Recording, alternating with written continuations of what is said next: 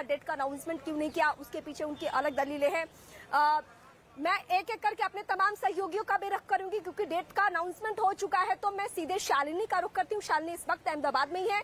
शालिनी, वहां से अगर लोगों से बातचीत हो पाई हो या जो आपने वहां का माहौल देखा है, उस माहौल के बीच में 1 और 5 दिसंबर को अब वोटिंग होने जा रही है।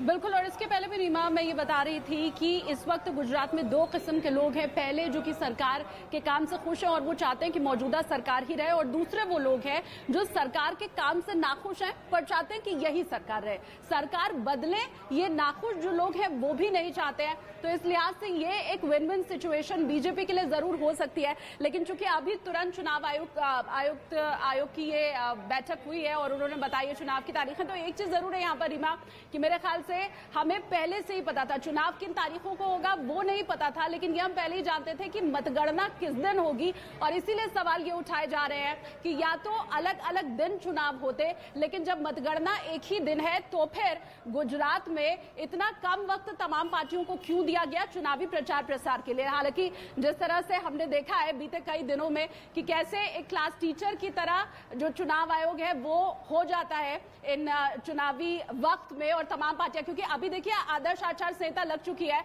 और अब से ही हर रोज कोई ना कोई पार्टी पहुंच जाएगी चुनाव आयोग के पास ये कहने के लिए कि भाई अगले ने ये कह दिया वो गलत है या इस नियम को तोड़ा गया है। तो ऐसे में चुनाव आयोग के सामने भी बड़ी मुश्किल खड़ी हो जाती है। मैं जनक का एक बार फिर से रुख कर लेती हूँ जो कि यहीं पर मौजूद है अहमदाबाद में ही। जनक, चुनावी तारीखों का ऐलान हो चुका है, आप बीजेपी दफ्तर के बाहर है, अमित शाह पहुंचे हुए, और अब पहला काम हर पार्टी का यही रहने वाला है, कैंडिडेट का सिलेक्शन करना।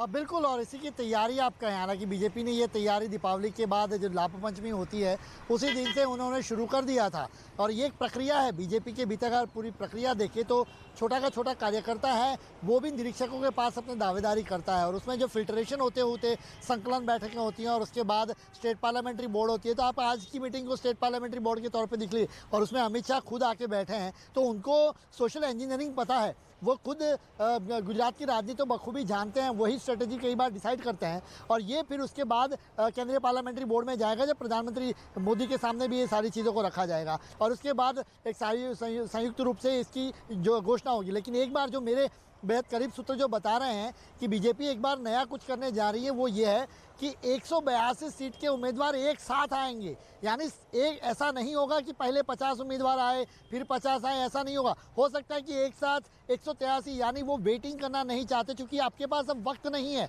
2 चरणों के चुनाव में आपके पास वक्त नहीं, जो पिछली बार आपको चुनाव में वक्त मिला था। 24 अक्टूबर को चुनाव डिक्लेयर हुए थे और 9 और 14 दिसंबर को चुनाव थे। आपके पास 45 दिन से ज़्यादा वक्त था। इस बार आपके पास एग्जैक्ट 30 दिन या 29 दिन जितना वक्त अगर आपके पास है, तो ऐसे में model of code of conduct जब लग गया है, तो मॉडल कोड ऑफ कंडक्ट लगने के बाद आपके पास वो नाम सूची आना, सूची के बाद फ़ौरन उसके लिए नामांकन करना, नामांकन की जो प्रक्रिया उसके 14 दिन चाहिए, तो ज़्यादा वक्त नहीं है। और इसी के चलते 29 दिनों में मॉडल कोड ऑफ कंडक्ट में ही लगने में ही आपको चुनाव प्रचार से लेकर सारी प्रक्रियाएँ पूरी करनी है। तो 2 फेज़ के चुनाव प्रचार, 2 फेज़ में चुनाव होने हैं, तो ऐसे में अब देखना होगा। क्योंकि सबसे पहले सौराष्ट्र पे गए हैं। सौराष्ट्र वही चीज़, वही इलाका जहां पर पिछली बार बीजेपी को करारी शिकस्त मिली थी। कहें कि बीजेपी को बड़ा नुकसान हुआ था, जो जहां पर 30-31 सीटें 48 में से बीजेपी लेकर आती थी सौराष्ट्र में से। जनक, मैं आपके पास लौटती हूँ। एक सवाल था मेरे पास, क्योंकि मुख्य चुनाव आयुक्त ने एक जो स्ट्रांग पॉइंट रखा है उसका मैं आगे चल के आपसे पहलू समझूंगी। उन्होंने कहा है कि क्रिमिनल बैकग्राउंड के जो भी उम्मीदवार दिए जाएंगे उसके बारे में उस पार्टी को ये बताना होगा कि क्या उस इलाके में कोई ऑप्शन और है या नहीं है। मैं इस सवाल के साथ आपके पास लौटती हूँ, लेकिन सबसे पहले जावेद के पास जाती हूँ। जावेद, आपके पास इस वक्त क्या जानकारी, क्योंकि अब चुनावी सरगर्मियां बहुत ज्यादा बढ़ जानी है, वक्त बहुत कम है, और इस कम वक्त में तमाम पार्टियों को डोर टू डोर कैंपेनिंग भी करनी है और बड़े स्तर पे अपना शक्ति प्रदर्शन भी करना है कार्यकर्ताओं के बदौलत। देखिए रीमा, उस तारीख का इंतज़ार ख़त्म हो गया है जिस तारीख को हम परीक्षा की तारीख कह रहे थे। 1 दिसंबर और 5 दिसंबर को गुजरात में मतदान होगा और अगर हम पहले चरण के मतदान की बात करें तो 1 महीने से भी कम का वक्त बचा है। जनक बिल्कुल कह रहे हैं कि बहुत कम वक्त है और तमाम पॉलिटिकल पार्टी जो है वो अपनी तैयारी कर रही है। मैं इस वक्त आम आदमी पार्टी के मुख्यालय के बाहर खड़ा हूँ, जहां अभी माहौल तो यहाँ शांत है, लेकिन आम आदमी पार्टी पूरी तरह से गुजरात के लिए ताबड़तोड़ प्रचार करती हुई पिछले कई महीनों में नजर आ रही है। और इस पूरे प्रचार की जो कमान है वो खुद अरविंद केजरीवाल ने संभाली हुई है। वो बीच बीच में पंजाब के मुख्यमंत्री भगवंत मान को भी ले जाते हैं।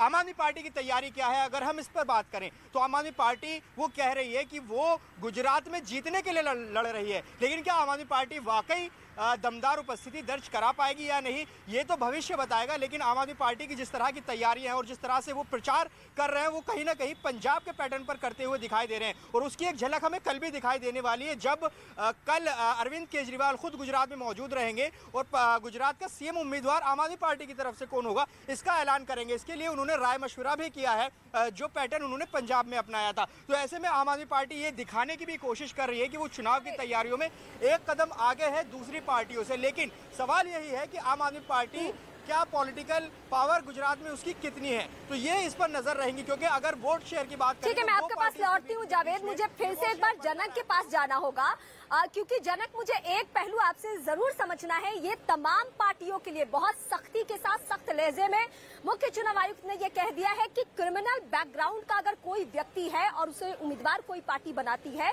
तो उसे एक तो ब्रीफ करना होगा, आम लोगों को बताना होगा कि आखिर ऐसे लोगों को टिकट क्यों दिया जा रहा है। तो ये चुनौती सिर्फ बीजेपी के लिए नहीं, आम आदमी पार्टी के लिए नहीं, कांग्रेस पार्टी के लिए नहीं, बल्कि सबके लिए है ये चुनौती। जनक, जाहिर सी बात है, देखिए जब मुख्य चुनाव आयोग जब गुजरात आए थे तब भी ये कहा था इन्होंने कि आपको अखबार में इश्तिहार देना होगा कि ये आपके पास ये क्रिमिनल बैकग्राउंड के जो नेता हैं उसकी ये जानकारी है।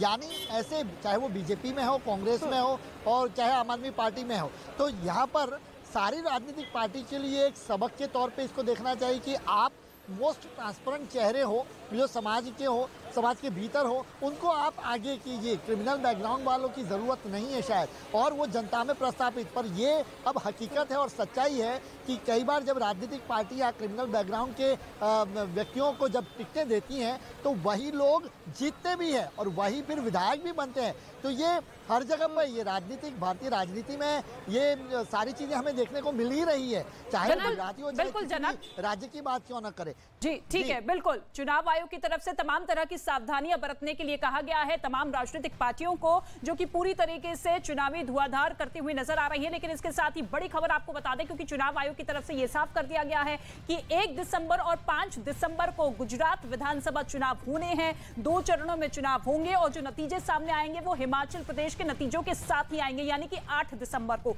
आपको याद होगा 2017 के विधानसभा